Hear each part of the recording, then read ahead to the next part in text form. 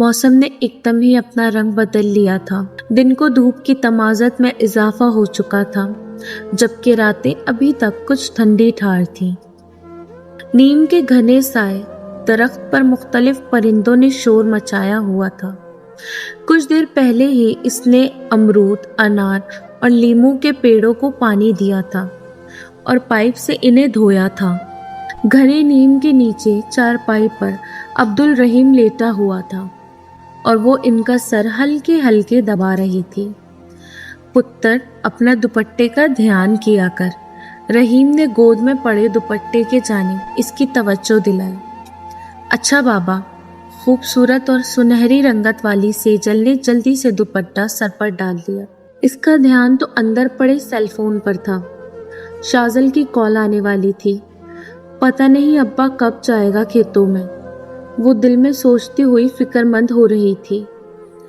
अब्बा इधर उधर की बातें सुना रहा था। बज़ाहिर ध्यान से सुनती हुई इसका जहन बार बार भटक रहा था। दुपट्टा फिर से ढलक कर गोद में आन गिरा। ध्यान दुपट्टे की तरफ हुआ तो इसने जल्दी से सर पर जमा लिया। बाबा रहीम ये देखकर शफकत से मुस्कुरा दिया। से जल्दी एक बात हमेशा याद रखना, चादर और चार दीवारी में ही औरत महफूज होती है और इसकी इज्जत होती है।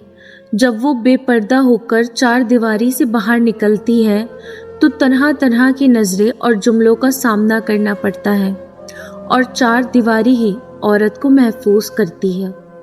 पर्दा तहफ़्फ़ुज़ का एहसास दिलाता है और रब सोने का भी यही हुक्म है। अब्दुल रहीम ने प्यार से बेटी को समझाया। अच्छा पुत्र, चलता हूँ, दरवाजे की कुंडी लगा लेना, शाम तक तेरी माँ भी वापस आ जाएगी। अच्छा बाबा। दिल ही दिल में शुक्र अदा करते हुए सेजल ने दरवाजे की कुंडी चढ़ा दी। जल्दी से अंदर जाते ही फ़ोन उठाकर चेक किया। 5 मिस्ड कॉल्स आ चुकी थी शाजल की। इसने जल्दी से मिस कॉल दी।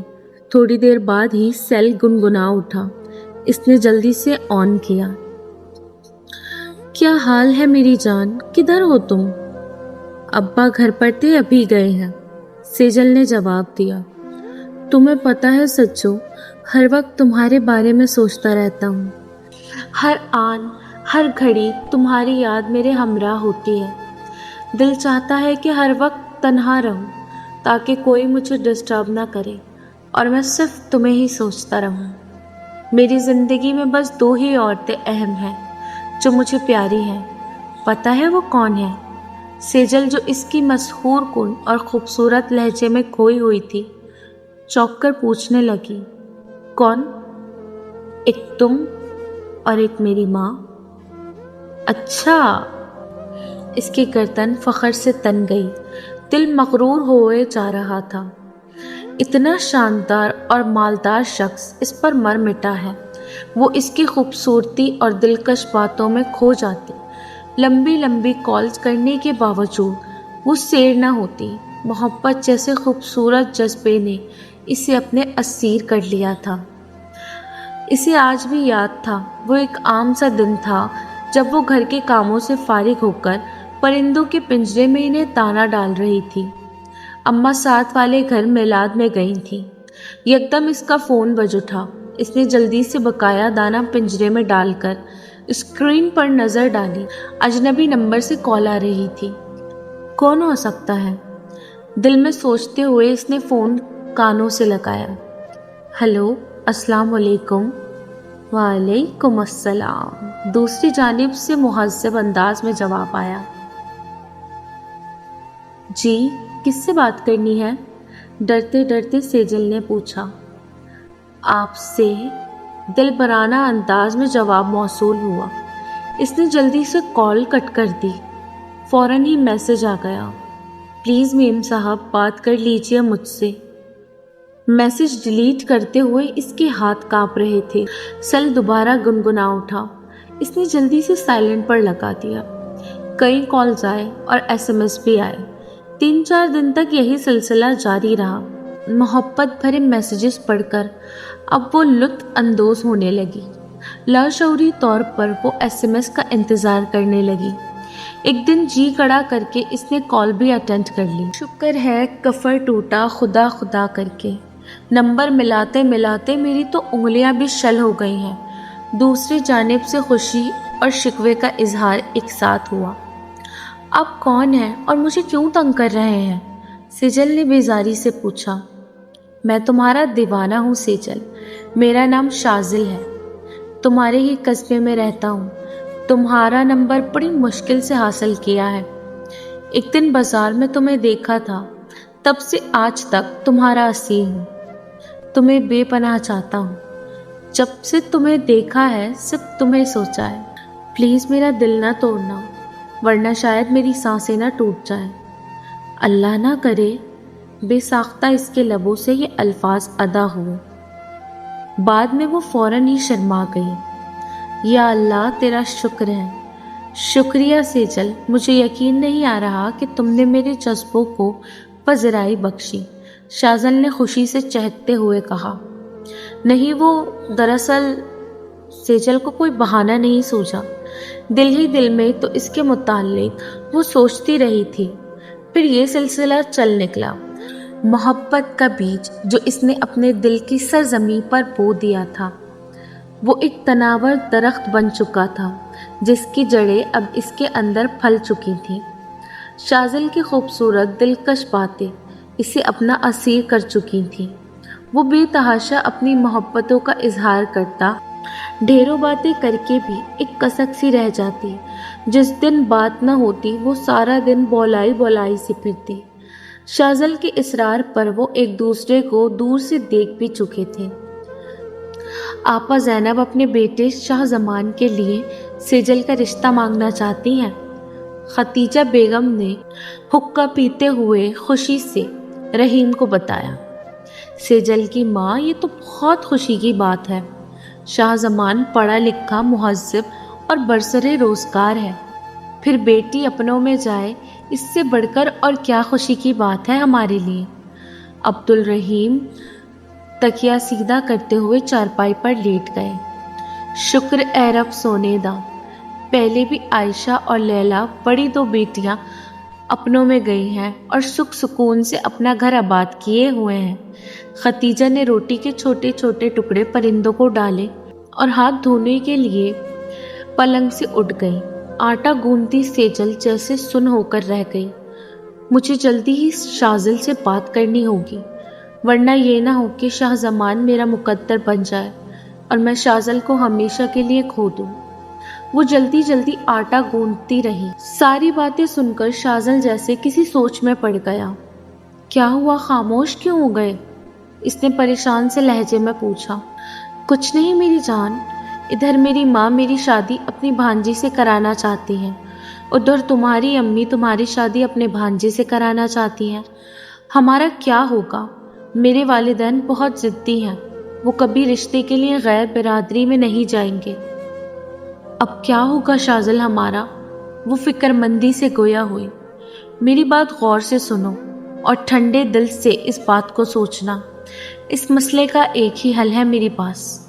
ہم مل بھی جائیں گے اور ہمارے گھر والے پھر ہمیں الگ بھی نہیں کر پائیں گے۔ کیا ہے حل؟ جلدی بتاؤ، وہ بےتابی سے بولی۔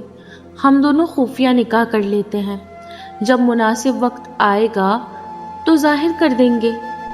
مطلب جب تمہارا رشتہ ہونے لگے تو تم بتا دینا، وقتی طور پر وہ ہم سے ناراض ہوں گے، لیکن آخر کار ہمارے والدین ہیں، مان ہی جائیں گے، اور میرے گھر والے بھی کب تک ناراض رہیں گے؟ بیٹا ہوں آخر میں ان کا۔ لیکن میں ایسا نہیں کر سکتی، یہ کرنا میرے لیے ممکن ہی نہیں ہے۔ رہ لو گی میرے بغیر؟ تم یہ سوچ لو سیجل، میں نہیں جی پاؤں گا تمہارے بغیر۔ تم میری یہ بات یاد رکھنا، ایک دن تم اپنے فیصلے پر بہت پچھتاؤ گی۔ جان دے دوں گا میں اپنی۔ ہاں، وہ فوراً جذباتی ہوا۔ پلیز شازل ایسی باتیں مت کرو، میرے دل کی دھڑکنیں رک جائیں گی تمہاری ایسی باتوں سے۔ سیجل نے بے اختیار روکا۔ تم اچھی طرح سوچ لو، میں پھر بات کروں گا تم سے۔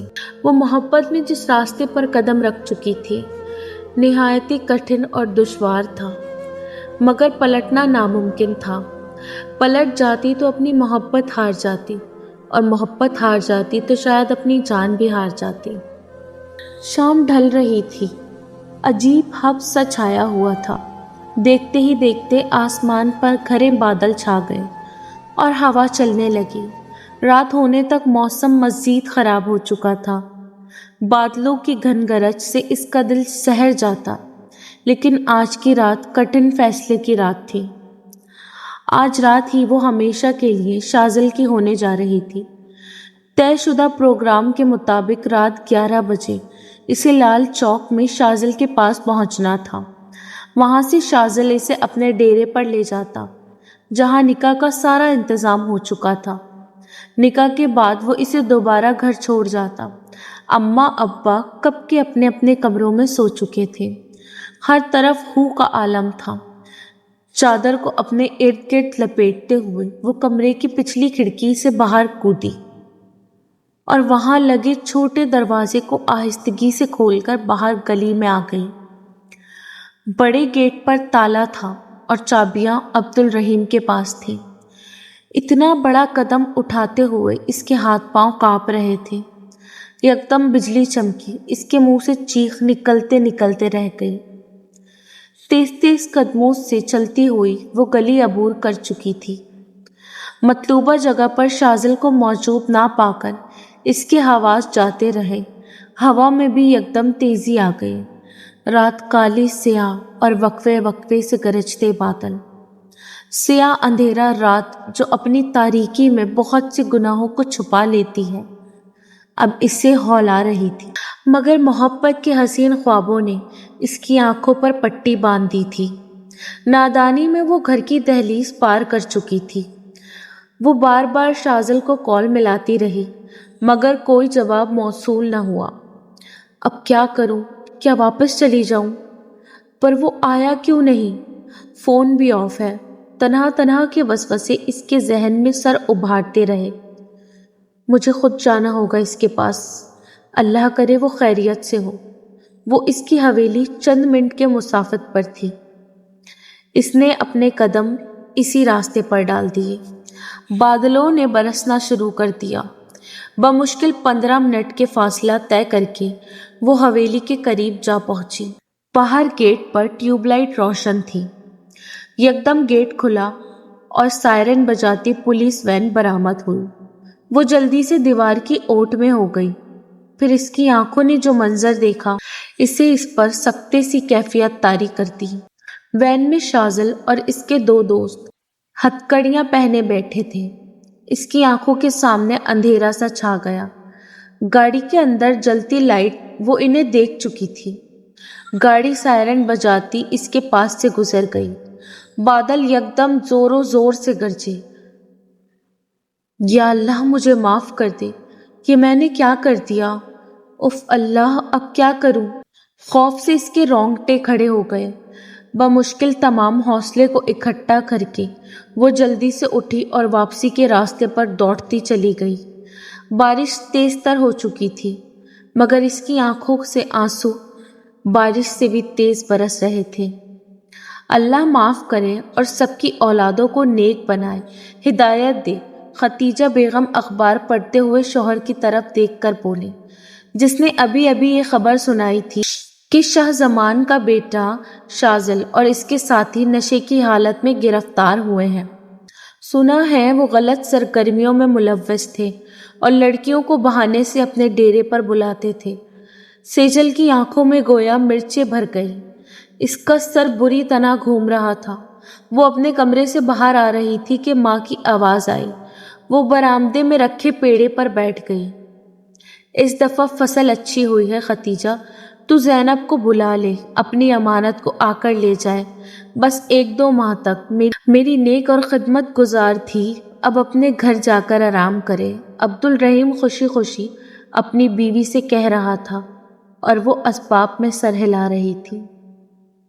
4 دیواری، وہی 4 دیواری جس نے آج اس کی عزت کو محفوظ رکھ لیا تھا۔